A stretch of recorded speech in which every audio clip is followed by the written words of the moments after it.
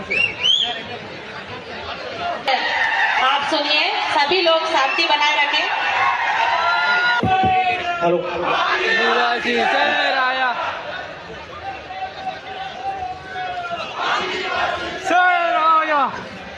आदिवासी एकता परिषद द्वारा आयोजित 32वां आदिवासी एकता सांस्कृतिक महासम्मेलन में यहाँ उपस्थित सभी वडीलगण, युवा साथी, माताएं, बहनें, सभी को मेरा उलगुलान, जय जोहार, आपकी जय, स्वकथा पितरों की जय, प्रकृति की जय और जय भील प्रदेश।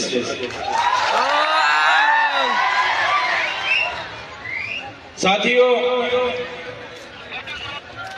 माना जाता है कि करीबन 60 लाख साल पहले मानव सभ्यता का अस्तित्व इस पृथ्वी पर हुआ। 50,000 साल पहले मानव का शारीरिक और मानसिक तौर पे विकास हुआ। करीबन 10,000 वर्ष पहले इस पृथ्वी पर कृषि का शुरुआत हुई। जब से कृषि की शुरुआत हुई, तब से नई नई राजनीतिक गतिविधियां की भी शुरुआत हुई। आदिवासी समाज की जीवन खूब सरल और संवेदनशील था। साथ ही प्रकृति पूजक और प्रकृति मूल्य पे चलने वाला था। सहकारिता पर टिका हुआ था। खुद आदिवासी समाज स्वायत्त था, स्वतंत्रता और स्वावलंबन था। जैसे जैसे समय बढ़ता गया, जैसे बाहर के लोगों ने यहाँ आना शुरू कर दिया, जैसे बाहर से आर्य आए, शक आए, होण आए, और यहाँ जो आदिवासी बसा हुआ था, मूल मालिक था, यहाँ की संपत्ति पर कब्जा जमाने के हेतु उन्होंने यहाँ जो सरदार थे, हमारे छोटे मोटे कस्बे कबीला के सरदार थे, राजा थे, रजवाड़े थे, उन आदिवासी राजाओं के साथ संघर्ष हुआ।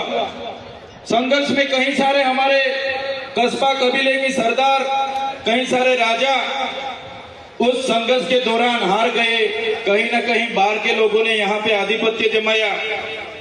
बाद में धीरे धीरे चलते हुए हम देखेंगे तो उन लोगों के साथ ही साथ विदेशी, फ्रेंच आए, पोर्टुगीज आए, स्पेनिश आए, अंग्रेजों आए, मुगल आए, कई सारे लोगों ने इस देश पे आकर यहाँ की संपत्ति को, यहाँ की खनिज संपदा पर अपना अपना कब्जा जमाया। ऐसे ही चलता रहा। जो आदिवासी अपने प्रकृति पूजा, स्वावलंबन, स्वतंत्र, स्वायत्त, खुद की कमी, खूब कम चीजों पर अपना जीवन जी रहा था, उस आदिवासी को कहीं ना कहीं इस संघर्ष में उतरना पड़ा और कहीं ना कहीं अपनी प्रकृति से, अपनी संस्कृति से, अपनी समाज से उसको बिछड़ना पड़ा।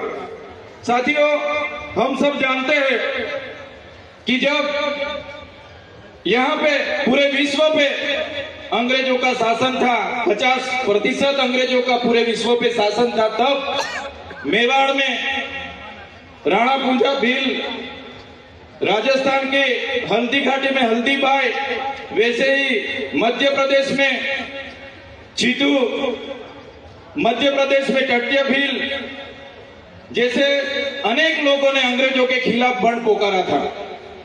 जैसे महाराष्ट्र की बात करें, खाज्या नायक, उमिया नायक, यहाँ के जितने भी उस समय के क्रांतिवीर थे, अंग्रेजों के खिलाफ अपनी अपनी लड़ाई लड़ रहे थे। हमारे गुजरात की बात करें, कोटला मेहता, केसरी सिंह जैसे लोग वहां भी क्रांति कर रहे थे। ऐसे ही सभी लोगों ने क्रांति की, अपनी अपनी जगह पे जितना हो सके उतनी क्रांति की।